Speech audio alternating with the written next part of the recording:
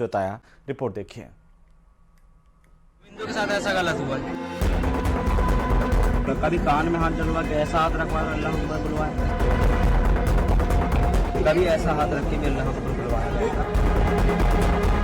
School में गीता पाठ के बाद बवंडर, अल्लाहू अकबर के नारे पर गदर, स्कूल में मजहबी नारे पर बढ़ा विवाद, अभिभावकों ने मांगा शिक्षा विभाग से जवाब। गीता का पाठ करवाया मैम ने और फिर गीता पाठ हुआ।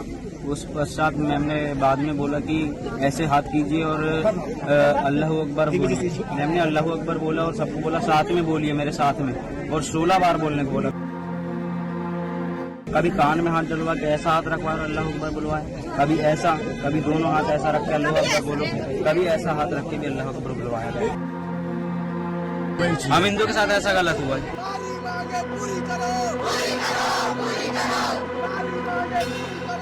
गुस्सा सिर्फ छात्रों में नहीं बल्कि उनके अभिभावक भी भड़के हुए हैं।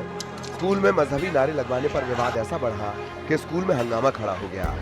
अभिभावकों ने स्कूल पहुंचकर विरोध दर्ज कराया और जमकर नारेबाजी की। बिना देरी किए शिक्षा विभाग भी तुरंत हरकत में आया और गीता पाठ के बाद अल्लाहू अकबर के नारे लगवाने वाली प्रिंसिपल को सस्पेंड कर दिया।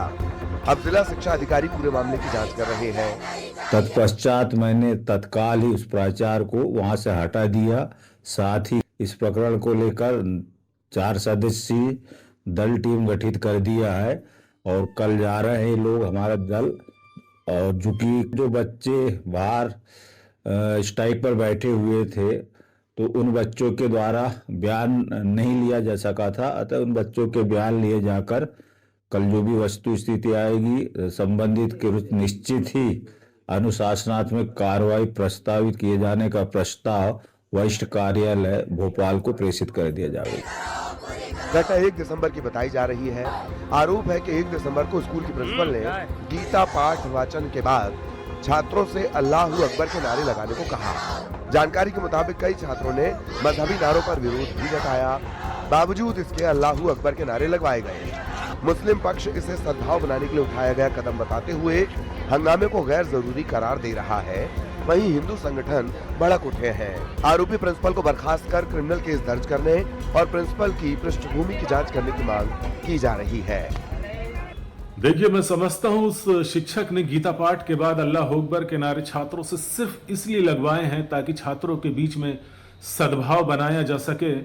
लेकिन मैं समझता हूँ आमतौर पर स्कूलों में धार्मिक नारे नहीं लगवाए जाने चाहिए, चाहे वो किसी भी धर्म से संबंधित नारे हो, क्योंकि हमारे स्कूल शिक्षा के मंदिर होते हैं। यहाँ पर धर्म की शिक्षा के लिए कोई स्थान नहीं है। और यदि धार्मिक शिक्षा देना भी है तो फिर नैतिकता के स्तर पर सभी धर्मों के मूल संदेशों की शिक्षा दी जा सकती है।